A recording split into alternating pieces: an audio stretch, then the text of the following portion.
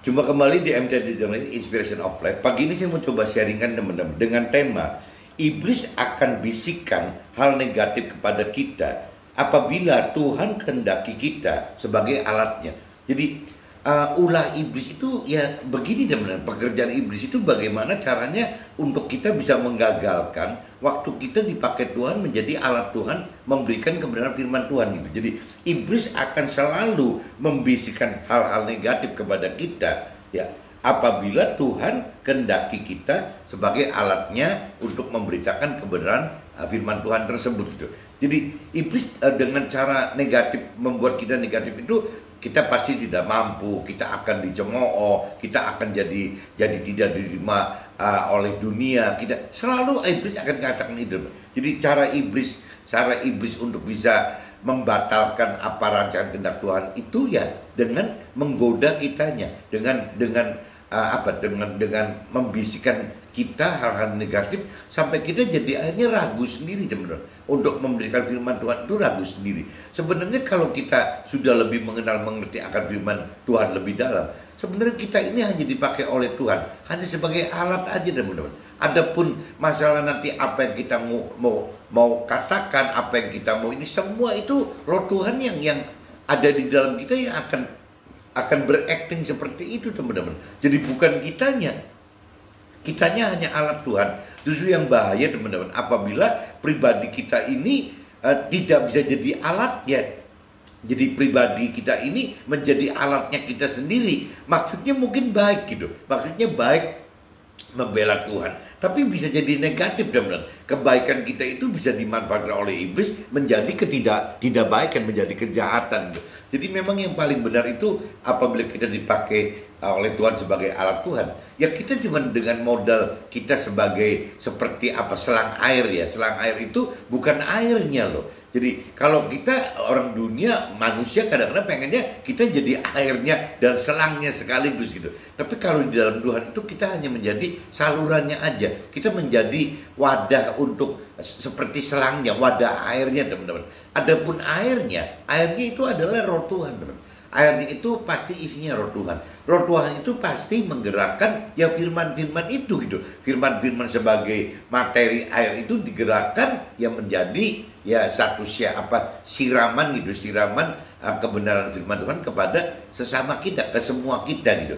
Jadi ini kembali lagi teman-teman. Jadi nanti saya coba akan ceritakan beda sekali teman-teman antara Nabi Musa dengan cerita Maria gitu. Dua-duanya kan ini Tuhan pakai untuk menjadi alat Tuhan ya, mereka mendapatkan kasih karunia Tuhan gitu ya dengan cara menjadi alat Tuhan dalam hal memberitakan kebenaran firman Tuhan.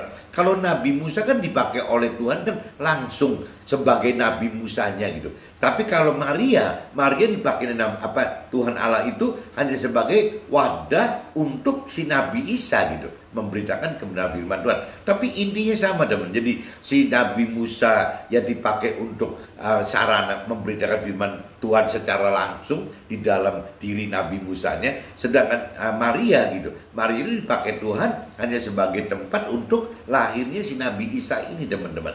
Nah, cuman waktu Tuhan ingin menggunakan Nabi Musa atau Maria, ini kembali ke karakter orang lagi teman-teman. Seperti contohnya Nabi Musa gitu. Nabi Musa itu sebelum dinyatakan Nabi Musa sebagai alatnya Tuhan gitu, itu Nabi Musa itu sudah nawar beberapa kali teman-teman.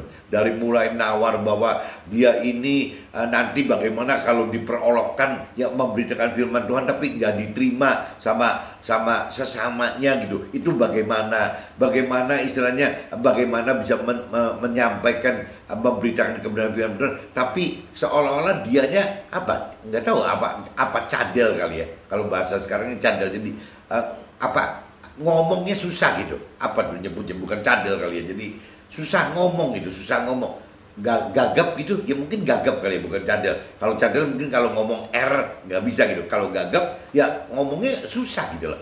Nah, Nabi Musa minta lagi ke Tuhan Allah, kalau saya nyampaikan beritakan kebenaran firman Tuhan caranya saya gagap begini ya bagaimana. Nah, akhirnya sampai Tuhannya marah, ya udahlah kalau begitu kakaknya si Nabi Musa, si Nabi Harun suruh jadi jadi yang menyampaikan beritanya, tapi semua dasarnya Tuhan Allah melalui Nabi Musa gitu. Nabi Musa yang menyampaikan ke Nabi Harun untuk jangan gagap gitu. Itu ya, nanti segala macam yang namanya Nabi Musa itu apa sih, iman percayanya itu jadi tidak sekuat si Maria, teman. Kalau Maria mengatakan cuma sekali aja, ya meskipun dia tahu bahwa konsekuensi melahirkan Nabi Isa itu akan dirajam batu gitu. Karena pada zaman itu apabila ada wanita menikah tidak bersuami tapi keburu menikah, itu hukumnya kan hukum mati, dirajam batu, teman. Tapi Maria berani gitu. Ya kalau memang ini dari Tuhan, ya biarlah itu terjadi ya sesuai kehendaknya Tuhan gitu.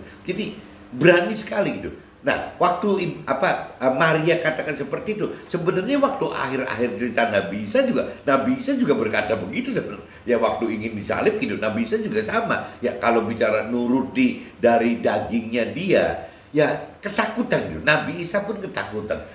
Seharusnya kalau menurut saya, jangan-jangan Maria pun juga ketakutan gitu. Cuma karena iman percayanya Maria dan Nabi Isa, tetap pada akhirnya memang menyerahkan diri, ya terserah gitu. Jadi kalau memang Tuhan Allah mengendaki menggunakan Maria dan Nabi Isa itu sebagai alatnya gitu, alat-alat Tuhan, ya dia sih oke-oke aja, pasrah gitu. Beda dengan si Nabi Musa yang sempat nawar duluan, teman-teman, bergening sama Tuhan. Tapi ya karena Tuhan itu kan mungkin melihat hatinya Nabi Musa gitu, yang memang benar kata firman Tuhan, si Nabi Musa nulisan bahwa dia itu yang lembut hati katanya. Ya mungkin kelembutan Nabi Musa ini yang membuat si Tuhan Allah jadi tetap aja gitu tidak memilih Harun tapi memilih Nabi Musa. Yaitu kembali Tuhan Allah kan tahu hatinya orang gitu. Jadi kembali lagi, kalaupun misalnya kita seperti Nabi Musa, ya kita juga nggak usah seolah-olah jadi nggak enak sama Tuhan Allah loh. Ya saya kok ada kekhawatiran kayak yang Nabi Musa khawatirkan gitu. Lah buktinya Nabi Musa juga bisa di welcome sama Tuhan Allah gitu. Jadi ya wajar-wajar aja lah, karena itu kan masalah bicara karakter kita, bicara dari iman kita, iman percaya kita, bisa juga bicara dari kedalaman pengenalan firman yang berbeda-beda sehingga menimbulkan perbedaan iman percaya gitu. Bisa juga karena yang satu sering melakukan firman Tuhan, yang satu jarang melakukan firman Tuhan, itu juga sama, teman-teman, akan berbeda gitu. Kualitas iman percayanya berbeda. Jadi pengertian saya dari tahun ke tahun, teman-teman, selama 20 tahun lebih ini, yaitu pertama kita bicara dari kemauan dulu, teman-teman. Apakah kita mau gitu, mau benar-benar mencari Tuhan gitu. Karena di dalam kitab Matius pasal 6:33 memang kunci cuma itu gitu. Carilah dahulu kerajaan Allah dan kebenarannya, yang lain urusan duniawi Tuhan akan tambahkan. Nah problemnya, apakah bisa semua orang tertarik untuk mau gitu, ya mau mencoba, ya mau percaya gitu bahwa firman di kitab Matius pasal 3 itu bunyinya begitu. Berani nggak gitu? Berani nggak kita mendahulukan mencari Tuhan dan kebenarannya, baru urusan dunia nanti Tuhan yang atur tambahkan aja.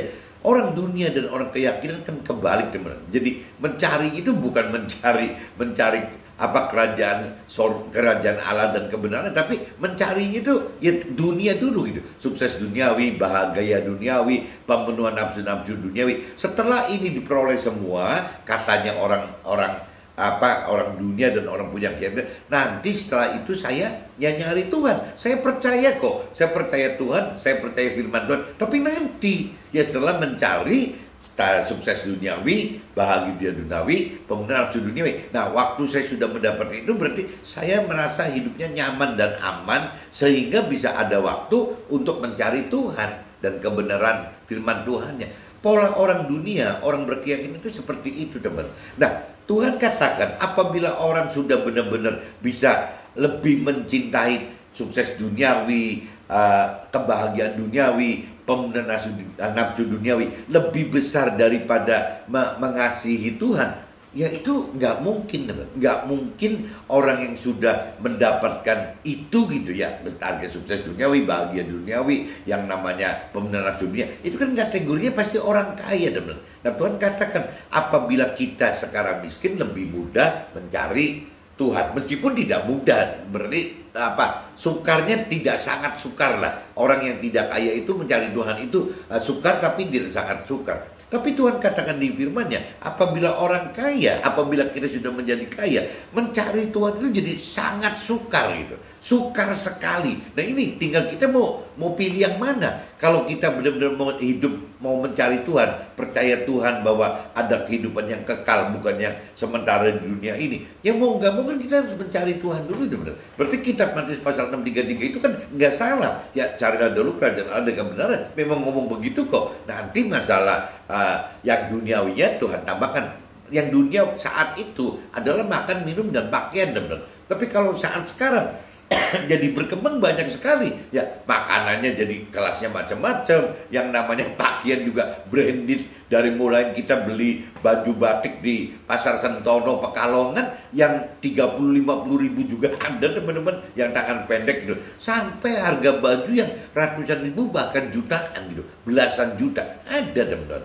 Nah ini kalau kita udah syaratnya masuk ke dalam kenyamanan keamanan dunia, akhirnya Tuhan itu tidak dicari teman-teman. Ya anggapnya bahwa kenyamanan keamanan karena istilahnya sukses duniawi, sukses mendapatkan bahagia duniawi, pemenuhan nafsu dunia, dapat kembali semua, anggapnya ya sudah aman dan nyaman. Dan yang konyolnya dianggap bahwa dunia itu adalah tempat parkir terakhirnya, rumah terakhirnya gitu. Nah padahal firman Tuhan katakan yang namanya rumah tetap kita itu kan bukan di sini teman-teman. Di sini itu adalah rumah sementara, kehidupan sementara hanya 70-80 tahun. Yang namanya rumah tetap gitu ya, berarti adanya di langit baru bumi baru, di dalam surga nanti teman-teman, di akhirat nanti. Nah itu sifatnya kekal teman-teman. Nah yang konyol kenapa manusia lebih senang, lebih percaya, lebih mantep gitu mencari yang 70-80 tahun di dunia ini dibanding yang kekal. Nah ini meskipun di mulutnya gitu, khususnya orang berkeyakinan, di mulutnya gitu selalu katakan bahwa saya percaya Tuhan. Ya, saya juga sudah hidup dengan cara sesuai dengan apa yang perintah peraturan Tuhan dalam firman-Nya. Asumsinya seperti itu teman, tapi dalam realitanya tidak gitu. Tetap prioritinya itu mencari hal-hal duniawi dulu gitu, mencari hal-hal harta benda dulu, baru nanti mencari Tuhan. Pengennya seperti itu. Tapi Tuhan udah katakan kalau orang sudah terjebak memprioritaskan satu adalah mencari harta benda di dunia ini, sukar sekali untuk bisa mencari Tuhan gitu. Nah ini yang teman-teman mesti hati-hati itu teman-teman. Nanti saya coba detailkan lagi lebih detail gitu. Nah ini saya coba baca dari dasarnya dulu. Kita dasarnya itu kitab Keluaran pasal 4 ayat 1 sampai 17 dan kitab Lukas pasal 1 sampai 26 38. Coba saya baca secara cepat aja teman-teman ya, supaya ada dasar firman-Nya gitu. Keluaran pasal 4 teman-teman, ayat 1 sampai 17 teman-teman. Itu bunyinya, lalu sahut Musa, bagaimana jika mereka tidak percaya kepadaku dan tidak mendengarkan perkataanku, melainkan berkata, ya Tuhan tidak menampakkan diri kepadamu kok. Loh, Musa udah apa-apa udah ragu. Tuh, Musa pengen dipilih Tuhan untuk menjadi alat Tuhan aja. Baru Tuhan ngomong pertama aja udah dijawab Musa seperti ini gitu. Ya, nanti gimana gitu? Ya, bagaimana jika mereka tidak percaya kepada kita dan tidak mendengar perkataan kita, melainkan malah mereka berkata, emangnya ada Tuhan ya menampakkan diri kepadamu gitu. Berani-beraninya ngomong soal Tuhan. Itu kan rasanya bukan cuma Nabi Musa, kita juga semua juga akan merasa ditekan oleh iblis seperti itu. Nah itu maksudnya yang begini-begini itu adalah ya bisikan iblis di dalam hatinya Musa, di dalam hati kita teman, sehingga kita tidak berani gitu untuk melakukan firman Tuhan, dalam arti kata memberitakan kebenaran firman Tuhan kepada keluarga, teman-teman dan sesama kita itu gak berani teman-teman, karena ya ngalamin seperti Nabi Musa ini gitu. Nah Tuhan berfirman kepada Nabi Musa, apakah yang di tanganmu itu? Jawab Musa, tongkat gitu. Nah jadi Tuhan pengen buktikan ke Nabi Musa bahwa kalau memang dia menjadi alatnya Tuhan, Tuhan pasti menyertai. Kuasa Tuhan itu pasti menyertai Nabi Musa. Nah bentuknya apa yang secara nyata bisa dilihat oleh Nabi Musa dan keluarganya dan teman-temannya, bahkan sesama, ya mujizat teman. Makanya mujizat itu adalah sangat diperlukan untuk awal-awal waktu kita masih bayi rohani, anak-anak rohani gitu, kita butuh banget mujizat, teman, untuk bisa meyakinkan diri kita sendiri atau keluarga kita atau teman kita atau sesama kita. Itu butuh mujizat, teman. Meskipun nanti setelah remaja rohani menjelang kepada dewasa rohani, rasanya mujizat itu sudah tidak penting. Yang lebih penting itu justru firman Tuhannya dibanding mujizatnya gitu. Jadi mujizat boleh ada, tapi firman Tuhan harus yang lebih priority. Itu yang orang yang sudah remaja rohani dan dewasa rohani akan berpikirnya gitu. Kan yang diharapkan bukan mujizat lagi, teman. Mujizat itu kan banyaknya terjadi kan di dunia ini gitu. Ya, sedangkan yang kita lebih dalam mengenal mengerti akan firman Tuhan, yang kita harapkan bukan yang terjadi di dunia ini, yang terjadi di akhirat nanti gitu. Nah, di akhirat nanti ya prosesnya di dunia ini sekarang, teman-teman. Firman Tuhan, lemparkanlah itu ke tanah. Dan ketika dilemparkannya ke tanah, maka tongkat itu menjadi ular, sehingga Musa lari meninggalkannya. Tuh, jadi Tuhan buktikan ke Nabi Musa bahwa kalau Nabi Musa hidup bersama dengan Tuhan di dalam firman Tuhan, ya kayak begitu tuh. Ya bisa Tuhan bisa melewati Nabi Musa, bisa membuat mujizat tongkat jadi ular gitu. Tetapi firman Tuhan kepada Musa, ulurkanlah tanganmu dan peganglah ekornya. Musa mengulurkan tangannya, ditangkapnya ular itu, lalu menjadi tongkat di tangannya lagi. Nah, itu kembali lagi tuh, ya ularnya itu tongkat dilemparkan jadi ular, ular dipegang buntutnya jadi tongkat lagi gitu. Supaya mereka percaya bahwa Tuhan Allah nenek moyang mereka, Allah Abraham, Allah Ishak dan Allah Yakub, yang dan telah menampakkan diri kepada Musa gitu. Terus lagi firman Tuhan kepadanya, masukkanlah tanganmu ke dalam bajumu. Dimasukkannya tangannya ke dalam bajunya, dan setelah ditariknya keluar, maka tangannya kena kusta putih seperti salju. Dan Tuhan buktikan lagi ke Nabi Musa gitu, selain tongkat jadi ular, buktikan lagi tangan dimasukin ke saku, keluar udah kena kusta gitu. Ya, itu bukti lagi gitu. Sesudah itu firman-Nya, masukkanlah tanganmu kembali ke dalam bajumu. Musa memasukkan tangannya kembali ke dalam bajunya, dan setelah ditariknya keluar, maka tangan itu pulih kembali seperti seluruh badannya. Itu kayak sulap kan, ikut Tuhan itu seperti sulap gitu. Kenapa? Karena Tuhan dengan pola-pola supranatural gitu, ya bisa seperti itu gitu. Jika mereka tidak percaya kepadamu dan tidak mengindahkan tanda dan mujizat yang pertama, maka mereka akan percaya kepada tanda mujizat yang kedua. Jadi Tuhan Allah akan bekali kita sebagai alatnya, ya untuk keluarga kita, ke teman-teman dan sesama kita itu ya. Kalau perlu dengan cara mujizat tadi, teman-teman, membuktikan ini mujizat satu, bahkan kalau perlu ada mujizat dua, bahkan seterusnya. Saya pribadi ngalamin itu, teman-teman. Kalau waktu saya bicara dalam hidup saya sampai nerima Tuhan itu karena saya ngalamin dua mujizat, teman-teman. Mujizat Tuhan itu real banget waktu tahun 2001, 2000, terus terjadi lagi yaitu 2007 gitu ya. Terus terjadi lagi tahun 2011. Jadi rentengannya memang Tuhan bisa membuat mujizat itu tidak cuma satu kali, teman-teman. Ya kecuali kalau orangnya seperti tipe-tipe bukan karakter Nabi Musa ya. Kalau tipe-tipenya karakter kayak Maria yang tadi kita singgung gitu, bahwa ini beda antara, nanti kita kupas di dalam itu, beda antara Nabi Musa dengan Maria itu. Ya Maria itu nggak perlu harus mengulangi sebanyak Nabi Musa, sudah langsung percaya gitu. Dan jika mereka tidak juga percaya kepada kedua mujizat itu, tidak mendengarkan perkataanmu, maka engkau harus mengambil air dari sungai Nil dan harus kau curahkan ke tanah yang kering. Lalu air yang kau ambil kau akan menjadi darah di tanah yang kering itu. Ya berarti kan mujizat juga gitu, air jadi darah gitu. Lalu kata Musa kepada Tuhan, Tuhan, aku ini tidak pandai. Nah ini setelah Tuhan udah memberikan pengertian bahwa nanti ada kuasa Tuhan yang akan menyertai Nabi Musa dalam bentuk-bentuk mujizat kepada sesamanya gitu. Nah tapi Musa berdalih lagi nih, lari lagi. Lalu kata Musa kepada Tuhan, Tuhan, aku ini tidak pandai bicara, dahulu pun tidak, dan sejak engkau berfirman kepada hambamu pun tidak. Sebab aku berat mulut dan berat lidah. Nah ini artinya berat mulut dan berat lidah. Ini apa nih, teman? Apakah mungkin gagap atau gimana, saya nggak ngerti gitu. Apa gagap, jadi Musa itu tergagap-gagap kalau menyampaikan sesuatu gitu. Tetapi Tuhan berfirman kepadanya, siapakah yang membuat lidah manusia? Siapakah yang membuat orang bisu atau tuli? Membuat orang melihat dan orang buta? Bukankah aku, yakni Tuhan gitu. Oleh sebab itu, pergilah, aku akan menyertai lidahmu dan mengajar engkau apa yang harus kau katakan. Tetapi Musa berkata, Tuhan, utuslah kiranya siapa saja yang patut kau utus. Masih aja Musanya nggak berani gitu. Tuhan udah kasih mau disembuhin gitu, gampang banget buat Tuhan gitu. Tapi tetap Musanya masih ketakutan. Udahlah orang lain aja Tuhan yang diutus itu. Nah maka bangkitlah murka Tuhan terhadap Musa dan ia berfirman. Jadi Tuhannya lama-lama kesel gitu lihat Musa begitu tuh, rewel banget gitu kan. Bukankah di situ ada Harun gitu. Orang Lewi itu kakakmu. Nah Harun ini ya kakak kandungnya si Nabi Musa teman-teman.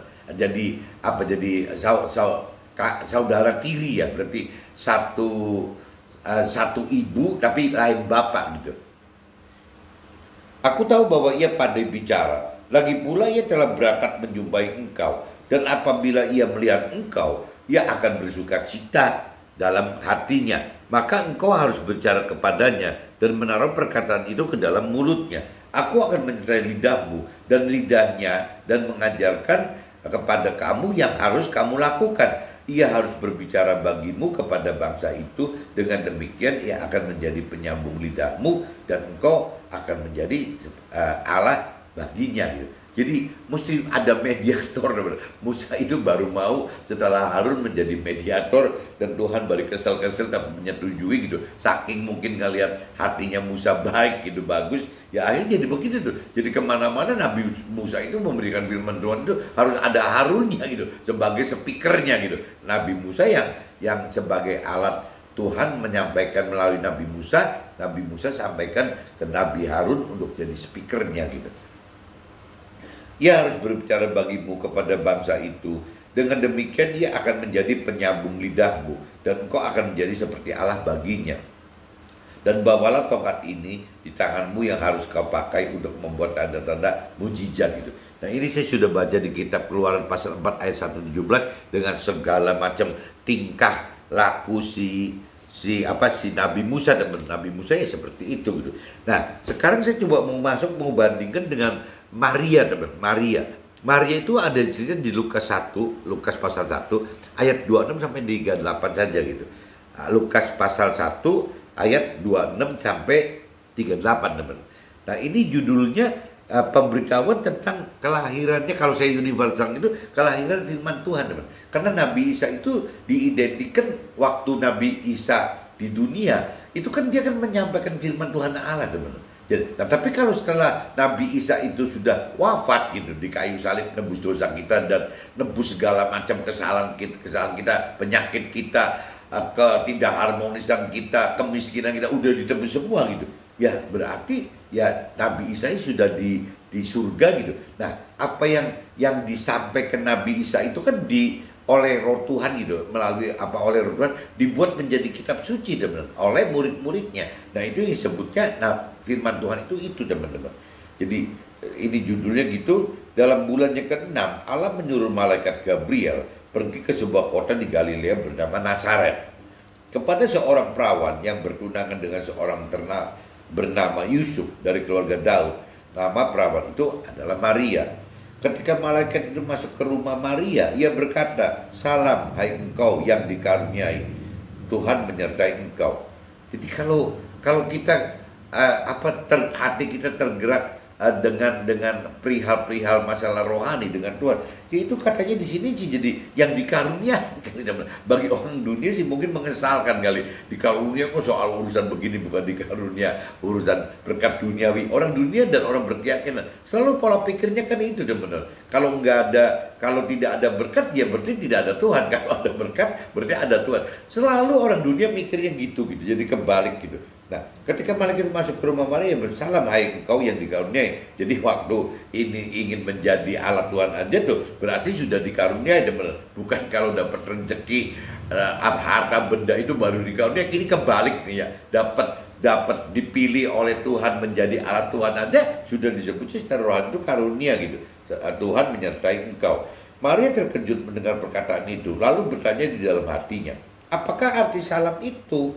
Nah, kata malaikat itu kepadanya, "Jangan takut hai Maria, sebab engkau beroleh kasih karunia di hadapan Allah." Nah itu ya untuk menjadi alat Tuhan aja mendapatkan kasih karunia dari Allah gitu, ya di hadapan Allah.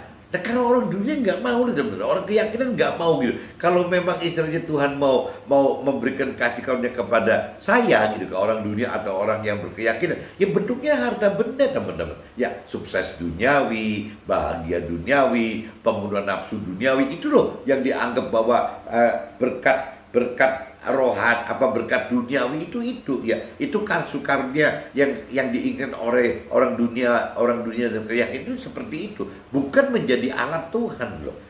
Nah, sesungguhnya engkau akan mengandung dan akan melahirkan seorang anak laki-laki, dan hendaklah engkau menamai dia Nabi Isa ini gitu. Ia akan menjadi besar dan akan disebut ya sebagai orang yang diutus oleh Tuhan Allah di dunia ini ya untuk memberikan kebenaran firman Tuhan, dan Tuhan Allah akan menganugerahkan kepada si Nabi Isa itu tahta Daud bapak leluhurnya gitu. Dan ia akan menjadi raja atas kaum keturunan Yakub sampai selama-lamanya, dan kerajaannya tidak akan berkesudahan.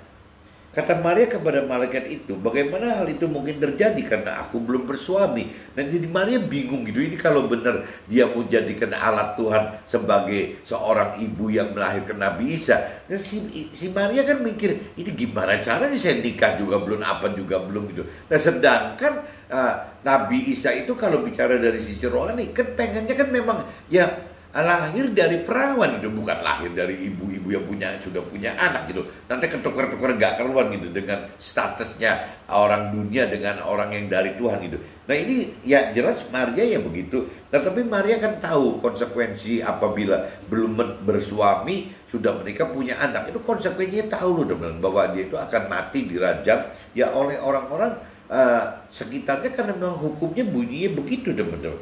Dan dia akan menjadi kata mereka kepada malaikat, bagaimana hal itu mungkin terjadi karena aku belum bersuami. Dan jawab malaikat itu kepadanya, roh Tuhan akan turun atasmu dan kuasa Allah yang Maha Tinggi akan menaungi engkau. Sebab itu anak yang engkau lahir itu akan disebut kudus, anak dari Allahnya. Ya karena kembali lagi kalau menurut kepercayaan Nasrani bahwa Nabi Isa itu lahir karena gennya Tuhan Allah, teman-teman, bukan karena manusia gitu, melalui si Maria ini. Kenapa harus melalui Maria? Karena waktu itu Tuhan ingin buktikan bahwa ya Nabi Isa itu adalah sulungnya kita gitu. Ya, jadi apa yang dialami oleh Nabi Isa itu juga akan bisa kita alami, teman, kalau kitanya mau dan mampu gitu. Jadi bukan yang boten-boten itu bentuknya roh Tuhan gitu. Tuhan kan buktikan bahwa yang namanya Nabi Isa ini adalah sulungnya manusia gitu. Jadi apa yang dilakukan oleh Nabi Isa itu 100% sebagai manusia. Itu pembuktian untuk manusia, teman-teman. Bukan cerita, oh ini karena bapaknya dari roh gitu, jadi si Nabi Isa itu menjadi roh, bukan gitu. Jadi memang Tuhan buktikan bahwa ya yang namanya Nabi Isa itu adalah 100% manusia gitu, dan 100% juga roh, yang dari roh gitu. Nah cuman yang diturunkan di dunia ini beneran si Nabi Isa ini sebagai 100% manusia, supaya kita bisa mencontoh, bisa mencoba Nabi Isa sebagai 100% manusia tadi gitu. Jadi kalau Nabi Isa bisa melakukan itu, yang dikatakan oleh firman Tuhan itu adalah sulungnya dari kita. Jadi kita juga harusnya bisa melakukan itu, melakukan hal yang sama dengan si Nabi Isa, supaya kita bisa serupa dengan Nabi Isa, si sulung kita, supaya kita bisa serupa dengan apa yang Nabi Isa lakukan, yang ngikutin taat gitu, yang mengikuti perintah benar dari Tuhan. Dan kita juga sama, teman. Kita juga harus seperti itu, yang pengennya Tuhan Allah seperti itu gitu. Jawab malaikat itu kepadanya, roh Tuhan akan turun atasmu dan kuasa Allah yang Maha Tinggi akan menaungi engkau. Sebab itu anak yang akan kau lahir itu disebut ya kudus, itu anak dari Tuhan, roh Tuhan Allah itu.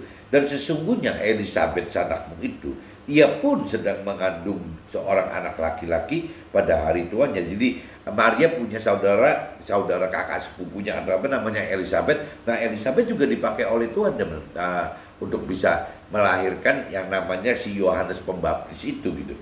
Jadi sesungguhnya Elisabet anakmu itu, ia pun sedang mengandung seorang anak laki-laki pada hari tuanya, dan inilah bulan yang ke-6 bagi dia yang disebut mandul itu gitu. Sebab bagi Allah tidak ada yang mustahil. Kata Maria, sesungguhnya aku ini adalah hamba Tuhan, jadilah padaku menurut perkataan itu. Lalu malaikat itu ya meninggalkan dia. Nah ini kalau kita simak ceritanya di kitab Lukas pasal 1 ini, teman-teman, diperbandingkan dengan kitab Keluaran pasal 4 tadi, Keluaran pasal 4 itu kan cerita Nabi Musa, teman-teman. Kalau cerita di kitab Lukas 1 ini kan cerita Maria. Maria itu cuma nanya satu loh, ya saya ini belum bersuami, masa si pantas punya jadi ibu seorang anak gitu. Kan cuma nanya cuma satu, teman. Nah, yang lainnya kan gak dijawab, dan ujung-ujungnya Maria katakan jadilah padaku menurut perkataan itu. Jadi Maria ini simpel sekali gitu. Nah, kalau yang namanya Nabi Musa itu berapa kali itu? Ya dari mulai ini orang percaya enggak, nanti saya ngomongnya begini-gini gimana, terus ngomong begitu gitu beralasan. Tapi tetap loh, kembali lagi Tuhan itu lihat hatinya Maria, dan Tuhan itu melihat hatinya si Nabi Musa. Nah, kita sama, teman. Tuhan juga akan melihat hati kita gitu, hati kita semua. Apabila kita diundang, apabila kita dipilih menjadi alat Tuhan, itu berarti kan yang dari firman katakan bahwa itu berkat kasih karunia yang dari Tuhan untuk kita, dan itu adalah berkat yang terbesar, teman, bagi dari sisi kacamata rohani gitu. Tapi kalau dari sisi duniawi ya nggak ada artinya, malah bikin sengsara, iya gitu. Nah, ini yang bertolak belakang begini, teman-teman. Tapi kembali lagi, apabila kita bisa seperti Nabi Musa atau seperti Maria, ya kita harus apa? Ya jelas ujung-ujungnya sih seperti Nabi Musa pengen ngerewelin Tuhan kayak apapun juga sampai Tuhan murka, tetap ujungnya juga Nabi Musa taat kok melakukan firman Tuhan. Maria juga sama gitu ya, nggak serewel Nabi Musa ya, tapi ujung-ujungnya juga si Maria ini juga melakukan firman Tuhan, apa yang Tuhan rancang kehendak itu ya dia terima gitu.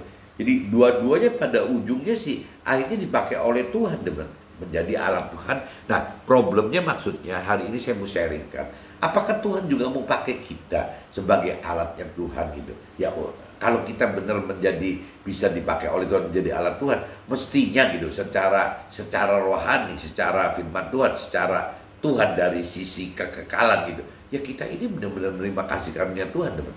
Tapi kan banyak di antara kita yang kadang-kadang kalau Tuhan sudah undang, Tuhan sudah pilih, tapi kitanya yang menolak halus, teman, untuk tidak mau melakukan itu. Karena apa? Karena kita masih dipenuhi dengan daging kita, itu satu.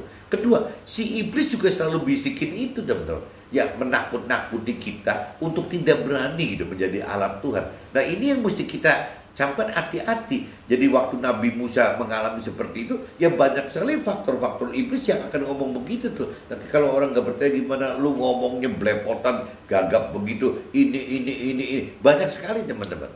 Ini kita akan alami seperti itu dalam hidup kita, meskipun dalam bentuk yang berbeda gitu. Yang halangannya itu dalam berbeda.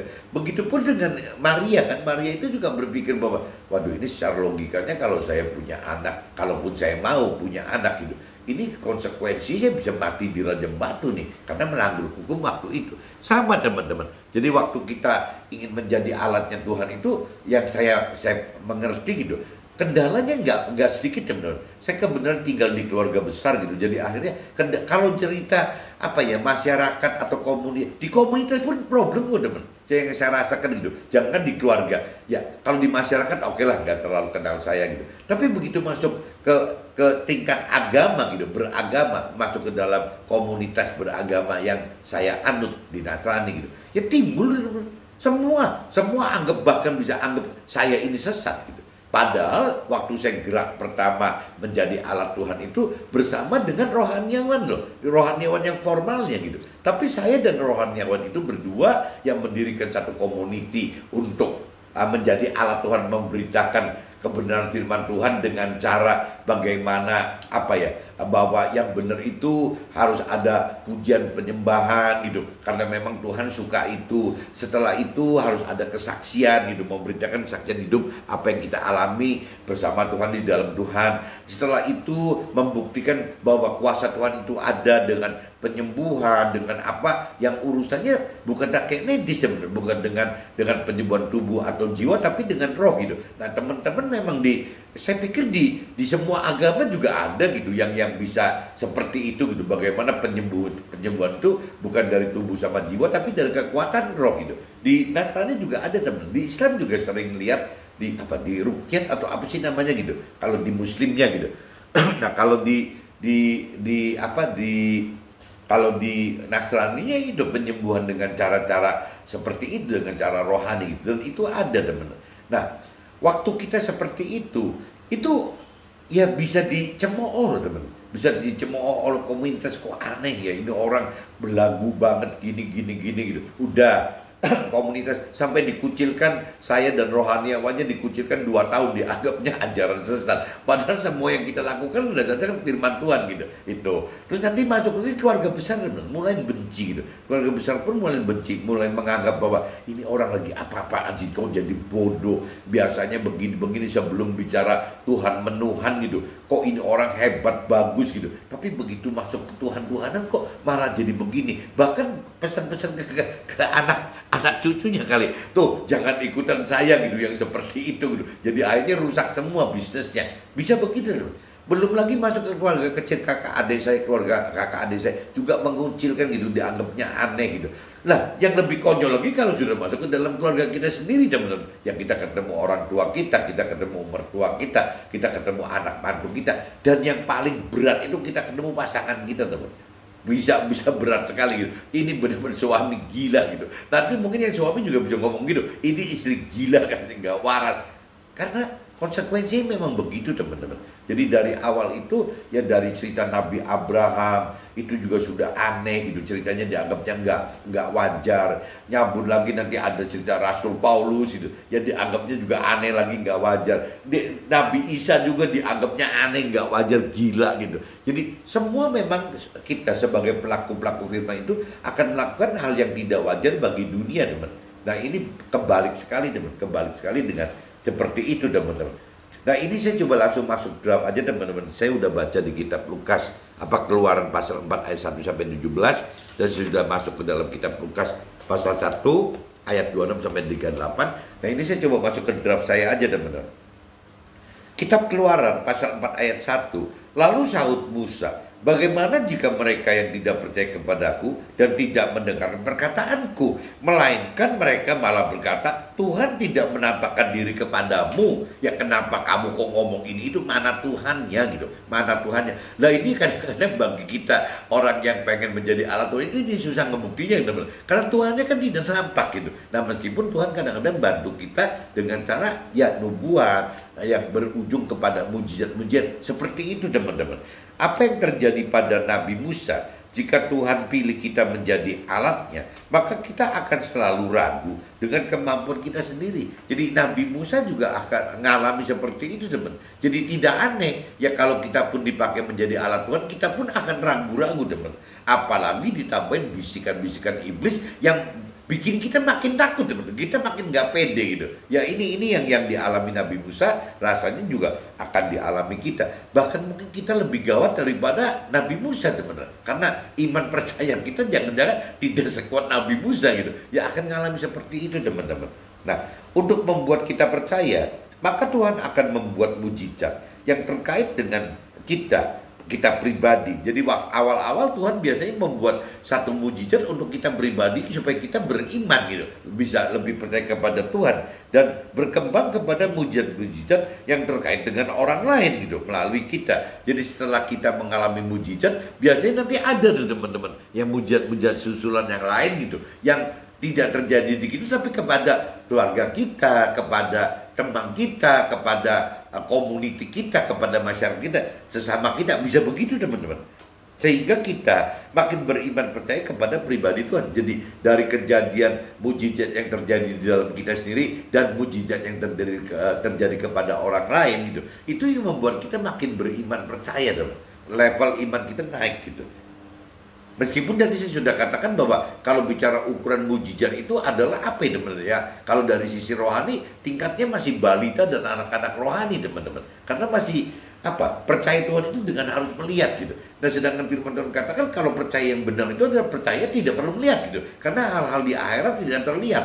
Kalau kita percaya bisa dilihat, ya apa gunanya kita berharap untuk percaya soal itu gitu. Yang kita berharap itu adalah kepercayaan yang Tuhan harapkan di dalam alam kekal yang tidak terlihat, sehingga kita bertekun, kata firman seperti itu gitu. Nah, kitab Keluaran pasal 4 ayat 8, Jika mereka tidak percaya kepadamu dan tidak mengindahkan tanda mujizat yang pertama, maka mereka akan percaya kepada tanda mujizat yang kedua. Nah, Tuhan itu akan berjuang seperti itu, teman. Jadi saya pribadi pun sampai bisa lebih percaya kepada Tuhan itu ya tidak mengalami cuma satu mujizat. Saya bisa mengalami 2 atau 3 kali mujizat dalam hidup saya, teman. Setelah itu saya baru percaya. Proses mujizat itu dari 2001 yang berkembang jadi 2007 sampai 2011. Nah, mujizat 2 ini yang menunjukkan mujizat yang kaitannya dengan duniawi, dan yang tahun 2007 adalah mujizat karena saya terima Tuhan gitu. Saya hijrah dari adat istiadat leluhur saya ke dalam Tuhan gitu.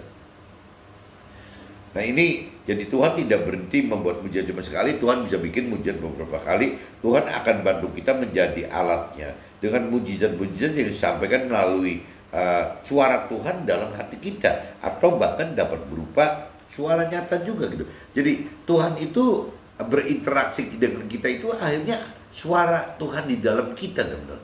Suara Tuhan di dalam hati kita, suara Tuhan di dalam pikiran, perasaan, kehendak kita. Nah, kalau kita sudah sampai bisa ada suara Tuhan seperti itu, hidup kita pasti lebih terarah di dalam Tuhan, teman. Tapi kalau kita belum ada suara itu di hidup kita susah. Nah, itu yang disebut rema itu teman-teman. Jadi bagaimana kita berjuang untuk bisa menghidupkan roh Tuhan di dalam kita sehingga sampai keluar kategori rema tadi. Ya, bagaimana firman itu hidup dengan suara Tuhan dalam hati kita. Bahkan ada orang yang punya talenta khusus bisa audible, bisa mendengar gitu. Apa yang Tuhan perintah peraturan itu bisa mendengar. Tapi kan cuma orang khusus aja, teman-teman.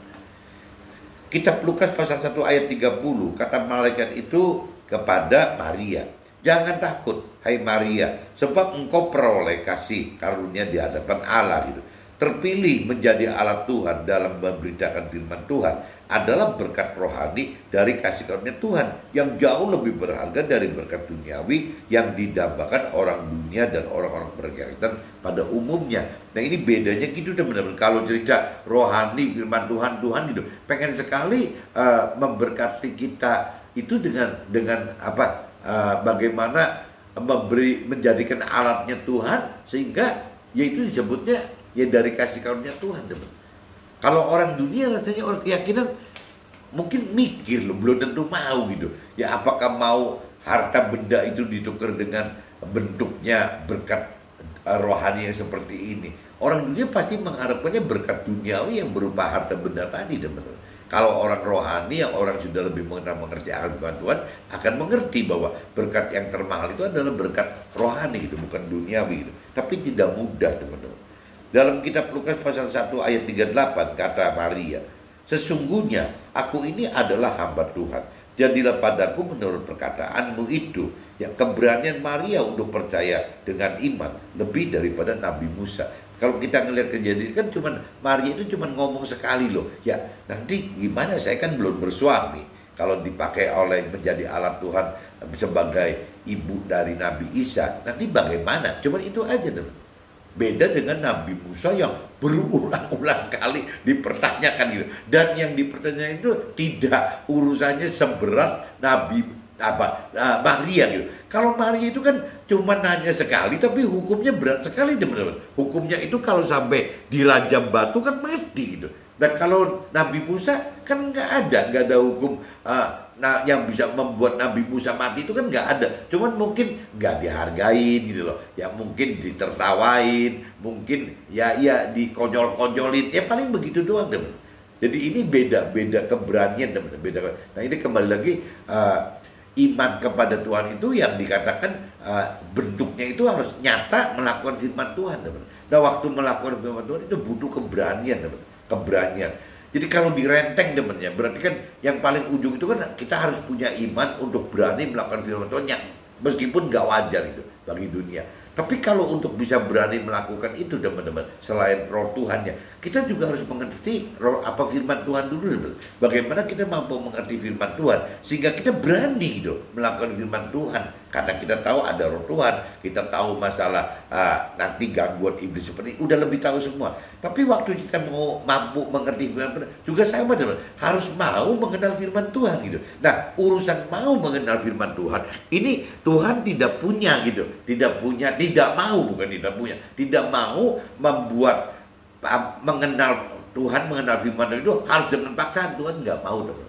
Nah itu justru kelebihan manusia itu begitu, diberi roh, diberi kehendak bebas oleh Tuhan untuk bisa ya memilih sendiri gitu, tidak bisa dipaksakan. Tapi kalau bicara mampu mengerti dan mampu melakukan, Tuhan sanggup gitu membuat orang jadi kita mau melakukan dan mampu melakukan firman Tuhan itu terjadi, teman-teman.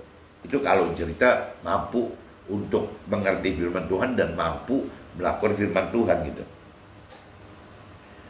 Jika Tuhan memilih kita sebagai alatnya untuk beritakan firman Tuhan, itu adalah berkat terbesar dalam hidup kita. Meskipun iblis akan terus membisikkan akan ketidakmampuan kita menjadi alatnya dengan memasukkan pikiran di dalam pikiran kita itu hal-hal negatif, ya akan kemampuan kita dalam menjadi alat Tuhan tersebut gitu.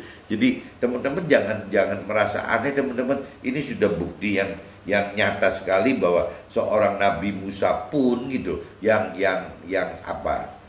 terpilih gitu, diundang dan terpilih oleh Tuhan pun yang mengalami begitu, teman. Jadi kita pun juga tidak mustahil gitu, ya kita juga akan mengalami hal-hal seperti yang Nabi Musa alami gitu.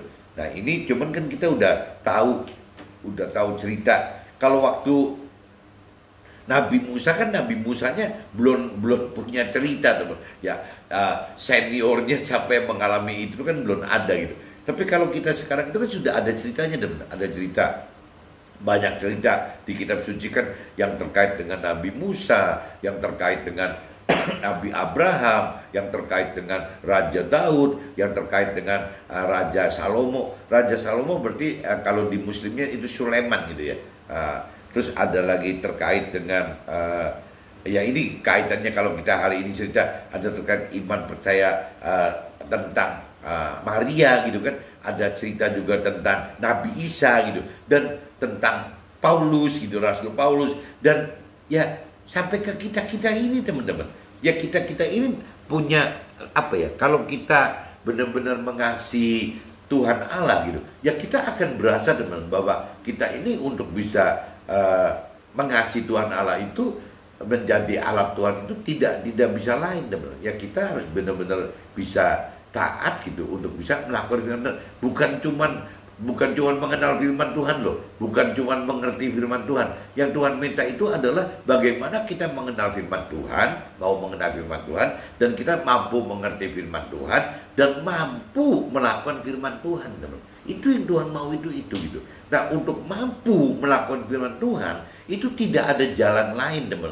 Apabila kita ya tidak meningkatkan diri di soal iman tadi, teman-teman. Jadi kalau dalam hidup kita itu selalu saya tekankan ada butuh 3, teman. Kita ini butuh firman Tuhan, kita ini butuh roh Tuhan gitu. Nah, untuk apa? Ya untuk kita ini butuh iman yang benar-benar total percaya kepada Tuhan gitu. Karena kalau tidak ada iman yang kuat, ya untuk bisa melakukan firman Tuhan itu nggak mungkin, teman. Nggak mungkin kita bisa melakukan firman Tuhan itu dengan kekuatan kita sendiri, kekuatan pikiran, perasaan, kehendak kita, nggak mungkin mampu, teman. Nggak mungkin mampu.